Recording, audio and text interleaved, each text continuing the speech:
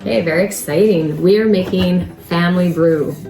We've adapted this ratio that we got, a recipe ratio from Dragon Earth Medicine, Josh and Kelly. Thank you so much, to help fuel us in our PBB, pre-baby body era. We, for 2 years, Tyler and I drank this tea and share with you that, you know, from the base of this formula, of this ratio, we've just basically adapted it in, and I've sort of just, you know, played with it a little bit. So we're gonna just go with that. We're gonna take a big bowl.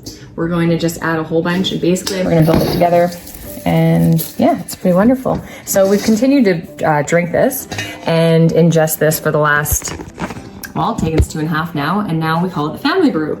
And we hope to have another one day, and hopefully a little K. Tyler and I have been working with our naturopath, and we continue to. And so I've learned along the way by having tests done of my blood work, which has been able to prove and share with us how consistent my value of how much I'm ingesting as iron, trying to up my iron potentially to build for baby. So what had happened with me was I was at, like, it was 18 and I had to work up. I got all the way up to 88 on my ferritin, and that is like the blood count you're talking about for iron. What you need to know for your iron is the ferritin, and that ideally you want to have over 90, you know, into hundreds comfortably, but to get those numbers are like, wow.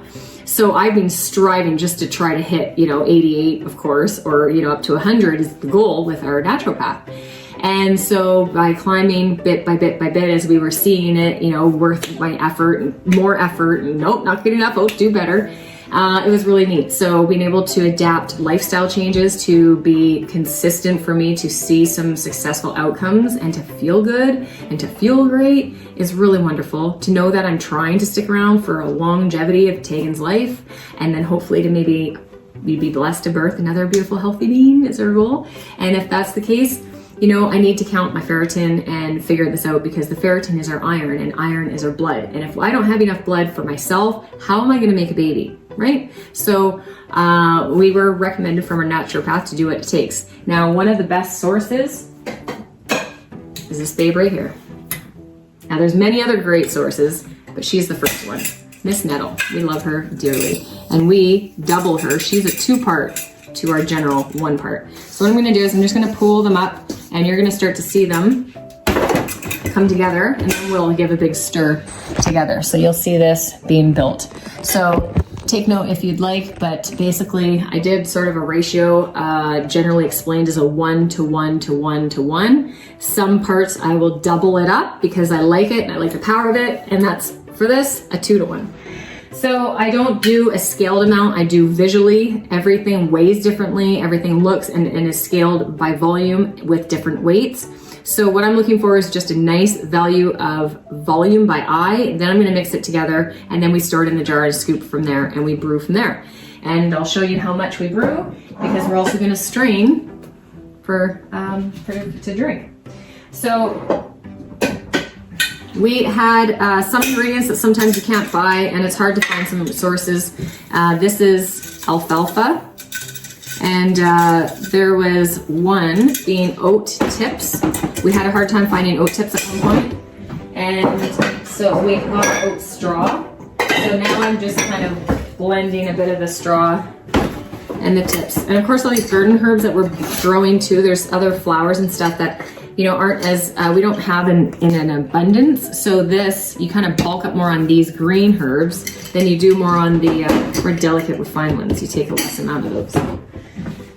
And of course, price can be a factor too, but ideally if you're just going for your health right now, that's wonderful. Last time I put in some chamomile, and this time I'm going to as well, because it was really nice. It was just light, so I'm just gonna sprinkle some in there. It's gonna be a half amount. Now I'll just do a 1 amount. 1 to 1. So I'm just gonna throw my lemon balm there. So this is our own, not store-bought. Oh, it's like all this love and effort, but I love it.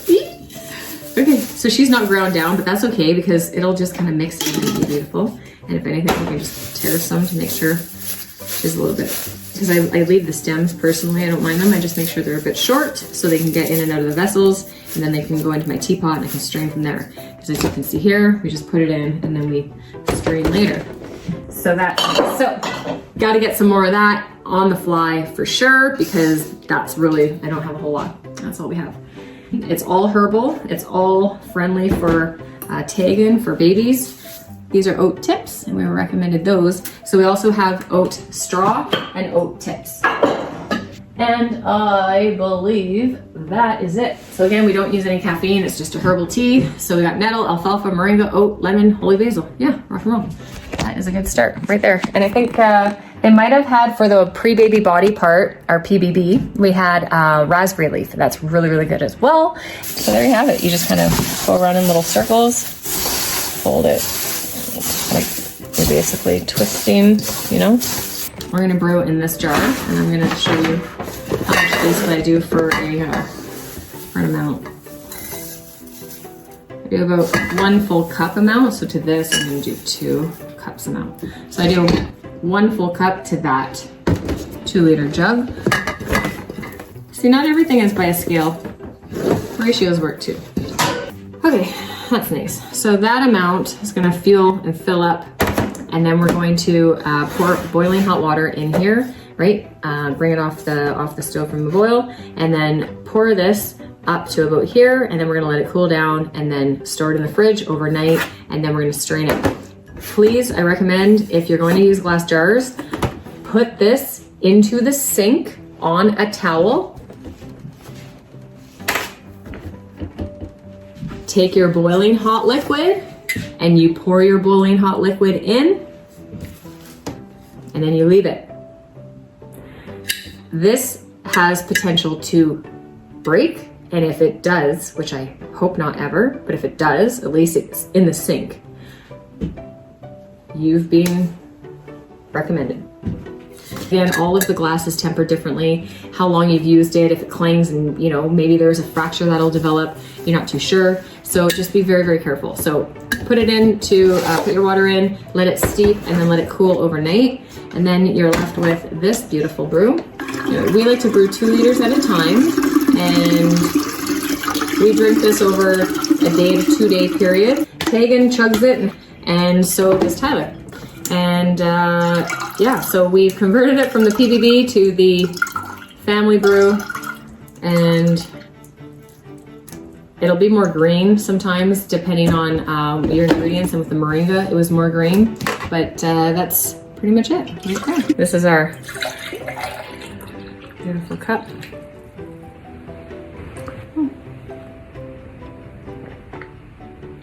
Cheers. Delish.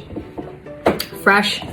It's something that honestly makes me feel quenched more than water when I'm like same with the kombucha. When you just need something to wake you up, feel vibrant, like it does that. And the green tea, when you've had too much kombucha and you just need something, but water just, I swear, I love it. I love this family. We will forever drink herbal cold tea, herbal hot tea, fresh flowers and herbs in summertime from the garden into the teapot all the time. Then at wintertime, we have her dried. That was the extra abundance, right? You then dry them. But, you know, it takes some time for sure. Because, I mean, for all of the flowers to get petals, it takes time.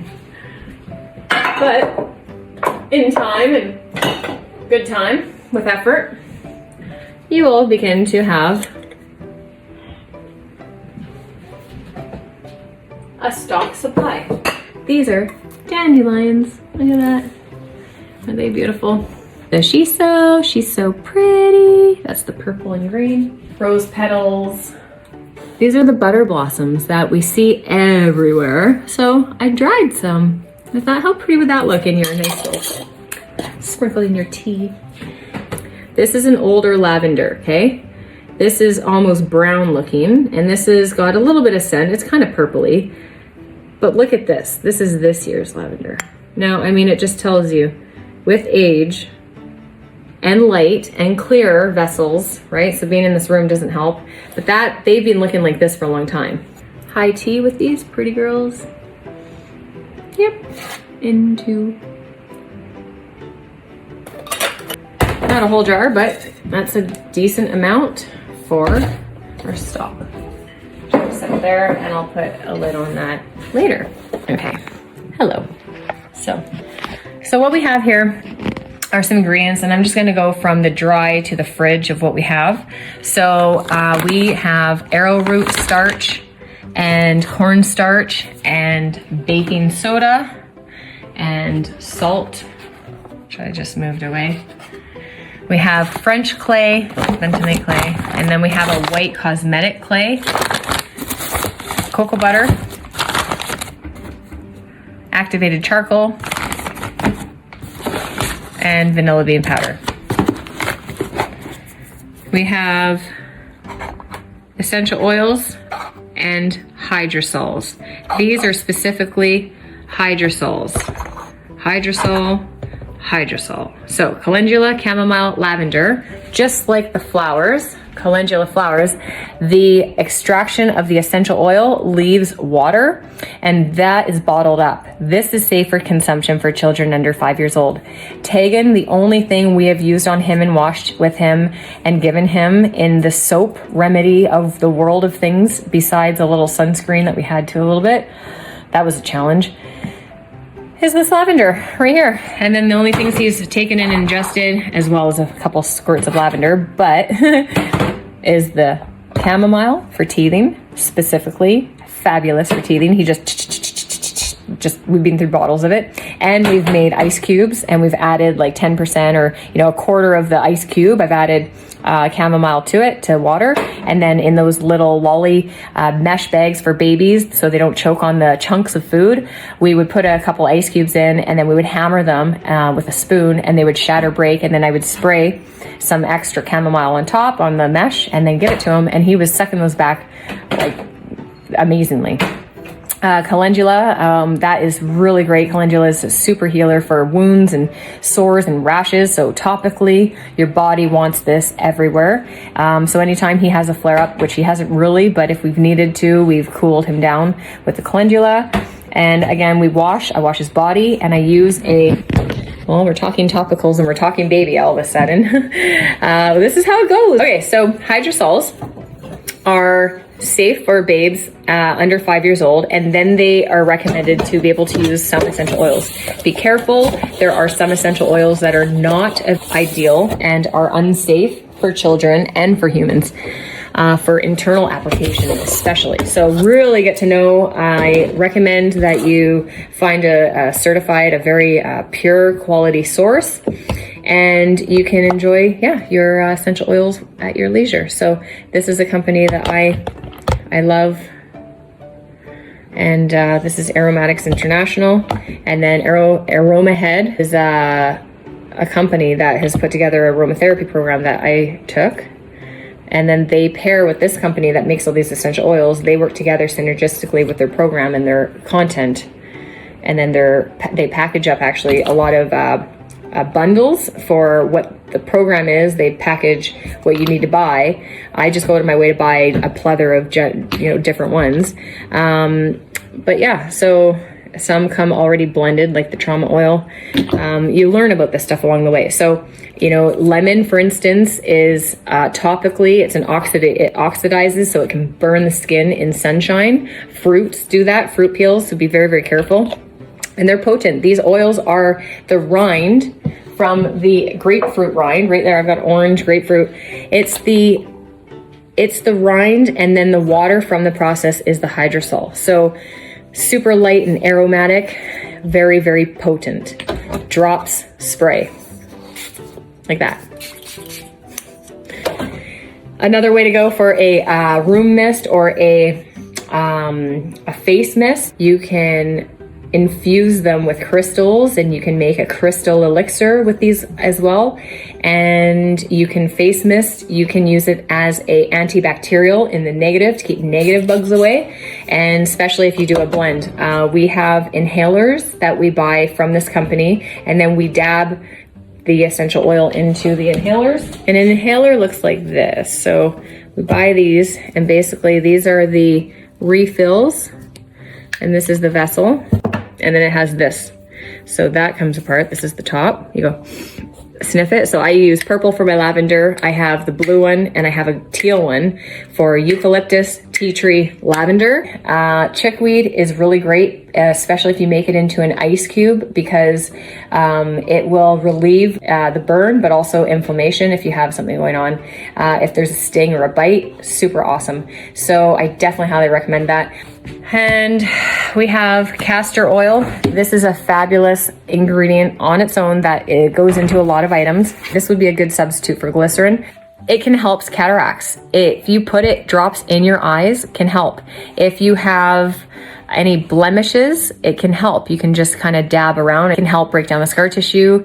There's so many great mediums for the castor oil. So super excited about that. It can help your rash, and it can help the face as a lubricant too with eczema. So this is avocado oil, evening primrose oil, sunflower liquid lecithin, aloe vera gel, a jojoba, arnica, vitamin E,